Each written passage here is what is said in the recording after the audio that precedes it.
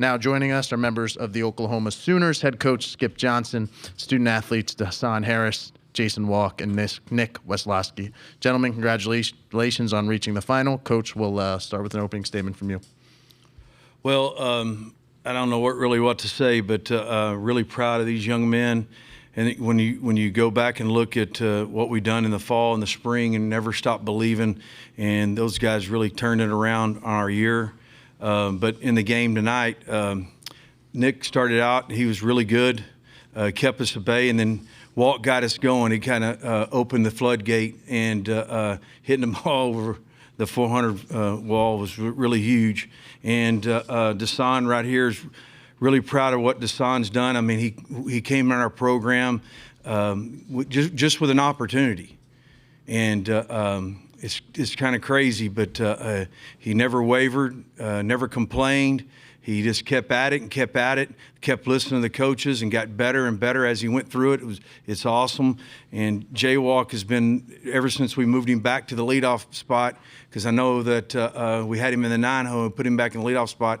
I mean, it was incredible what they did offensively. And there for a minute there, we don't make the play, and We've had that trouble in a game where we get 2 outs or we get an out, we make an error, and we give up 4, 5, 6, or 7, and we give up 2 then. And brought LJ in, and LJ was really good, settled it down a little bit, and threw the ball at the target and executed pitches. And really proud of these guys picking each other up, and really you're looking at a baseball team, a selfless baseball team, which is really fun to be around. And hopefully I can just stay out of the way the next 3, 4 games or 2 games or 3 games. I don't even know.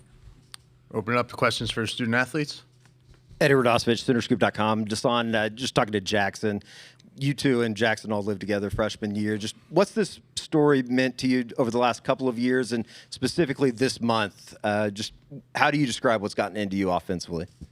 Honestly, it's just all of us pulling on the same rope. I mean, as a team.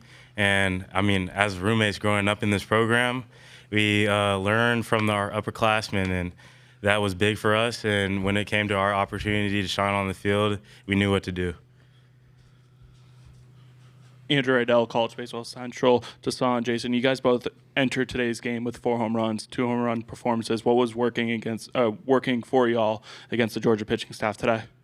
Honestly, it was just trying to pass the bat to the next guy. I mean, I know everybody behind me can hit really well, and it was actually funny because when Deshaun hit the second one, I was like, "You're not trying to have a home run battle right now, are you?" And then I ended up hitting one, so I let him hear it a little bit. I thought he went backside. I thought he was going for a third, but no, it's just awesome seeing Deshaun put in work, and this team is just unbelievable.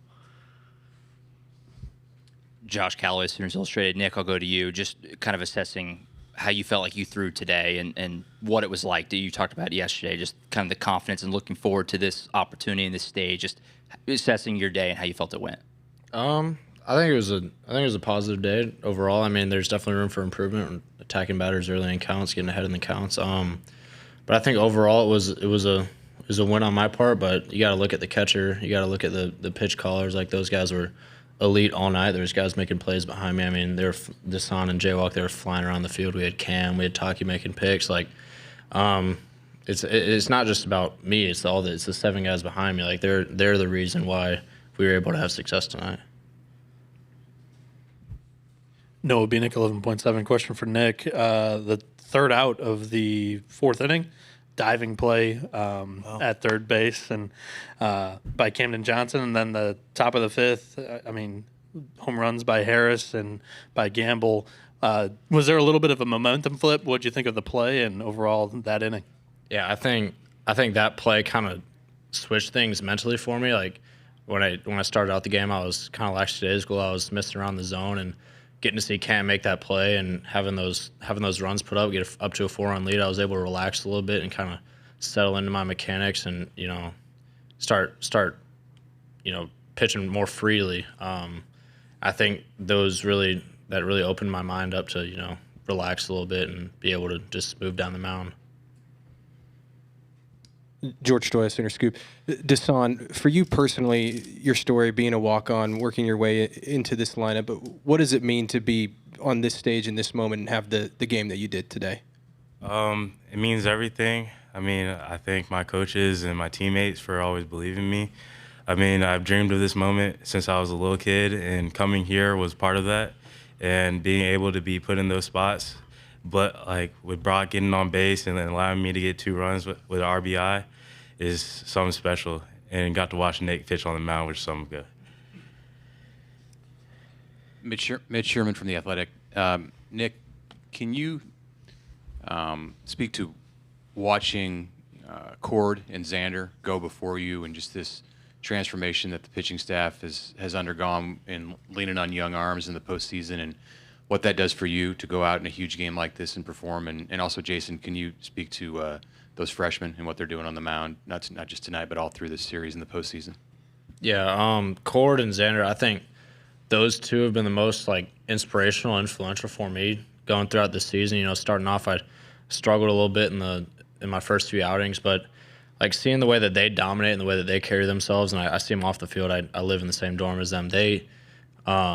Those guys are just elite in everything that they do, and being able to watch them go throughout their process on the mound has honestly made me a better pitcher, because they're a freshman. They make me think I can do it too. Going out there, it's these guys look like they're unbeatable, they're unstoppable, no matter how young I am, what year I am.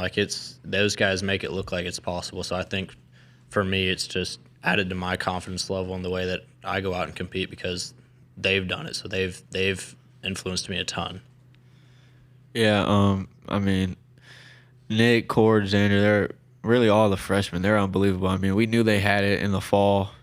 I mean, so coming in the spring, it's really no surprise that, they're pitching really well, because we had to face them too. So so we were in the position that the other teams were too, just trying to battle against them, whether if it's inter squads or whatever the case may be. But, they're really good. They pound the zone no matter what happens. I was saying, no matter if somebody hits a 110 miles per hour home run or 50 miles per hour rollover, it doesn't matter what happens. They just keep on pounding the zone, and that's all you can ask for as a defense.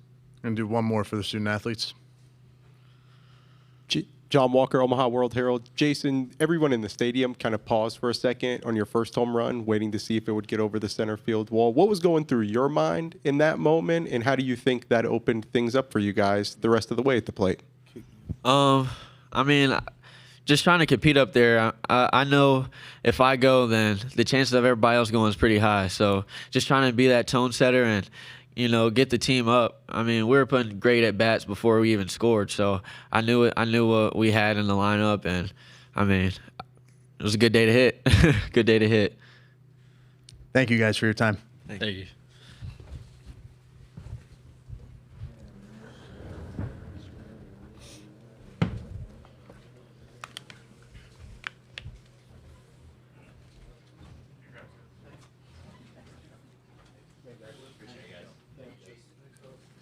Now going to open it up to questions for Coach.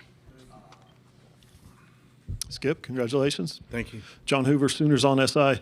When you look at what you got out of your pitching, what the balls that went over the fence, the defensive plays that were made, and the stage that this is on, the team you're playing against, could this have been your best game of the year?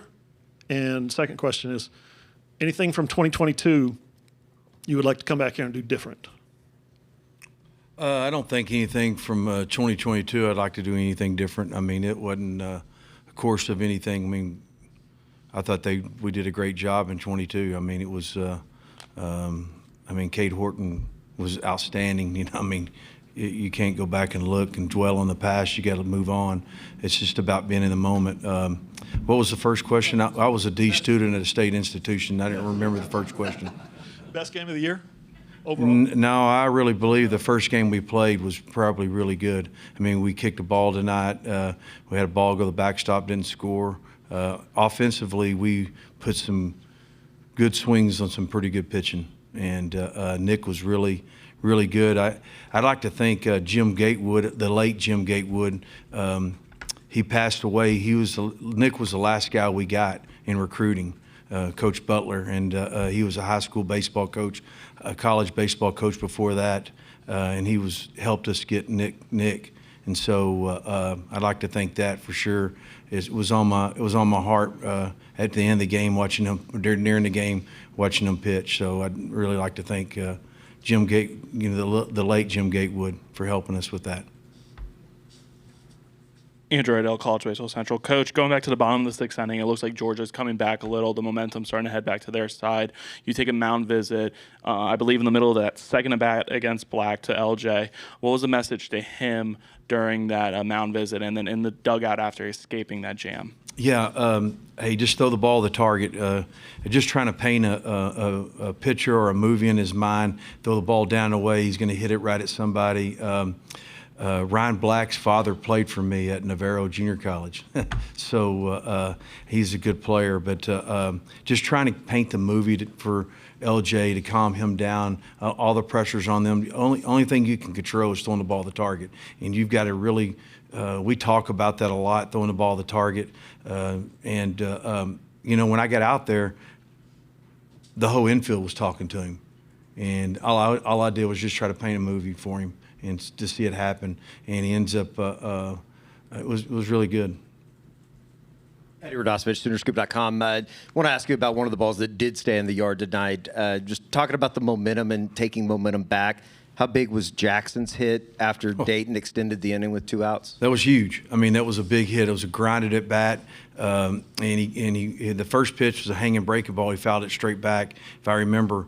And it was a great at bat. I mean, huge, because it helped separate the game just a little bit more. When you're out there in that environment,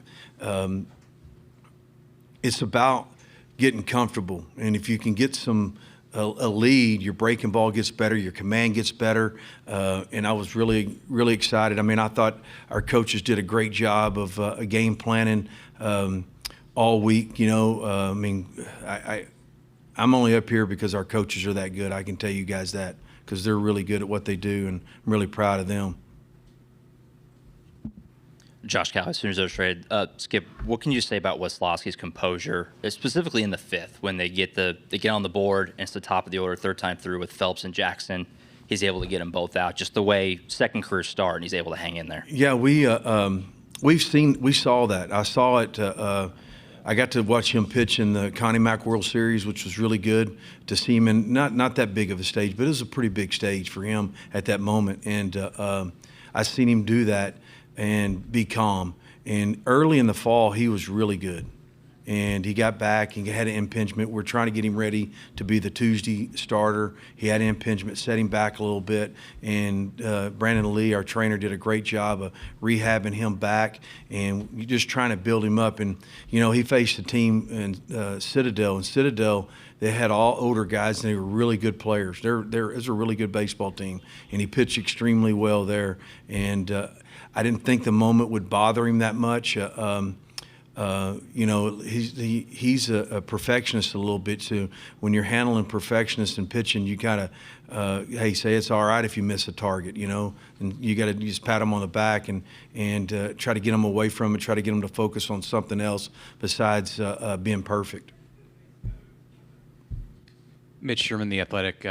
Coach, you mentioned selflessness at the beginning, and I wonder what is your team's run and the way you've played over the last 3 weeks say about the importance of chemistry and togetherness and getting hot at the right time in this era in college sports where so much of the focus is on who can spend the most money and buy the most expensive team? Yeah, you're exactly right. It's that's what's really unique and really special about it is they made that decision as a team to pick each other up. I mean, when I talked to the team before I came in the press conference, I said every guy matters in this dugout or in this locker room right now, and it's truly true because, I mean, I've played on national championship teams, not at this high level, but when you meet up, you don't know who got the biggest hit or who threw the most important pitch. You don't. What you do is the fun times that you had together, the corniness, the jokes, all the stuff that happened. And I'm really proud of those guys to throw that aside and really be selfless and pull for each other. What Jaywalk said a minute ago is a prime example of, hey, I mean, I'm just trying to pass the deal on. And that doesn't come from, that's regurgitated from our coaches. And it's what we talk about all the time. When a guy misses, moves a guy over. How about the read that I don't know who got on the chopper when the infield drawn in. I mean, the first step read with a man on third base. The read on that was incredible. And that's what the little details matter in this game that they go overlooked all the time. And that's all coaching. That's all our coaches do, making them pay attention to details and stuff like that. We have time for just one more question. George Stoya, Sooner Scoop. Skip, I wasn't here in 2022, but from what I understand, the OU fan base, there's quite a few more fans that have made the trip this year. Now that you're in the Champ Series, I guess just what would be your message to fans on coming up to Omaha this weekend? Have the whole state that are Sooners to come up here. Believe me. You can ask Josh and John. I mean, we're all part of it. I mean, it's bigger than us, man. It really is. I mean, it's really about our state. It's really about being an OU Sooner. It's about all those details that we, that being thankful the president was here. We had Barry Switzer here. We had Bob Stoops, Jenny Bronchek. I mean, Trish, Toby Keith's wife was here. I hadn't seen her in a long time, and it brings tears to my eyes. But Joe C. and Roger Denny, John Mateer, our quarterback. I mean, that's what being an OU Sooner is about. It's about being a family.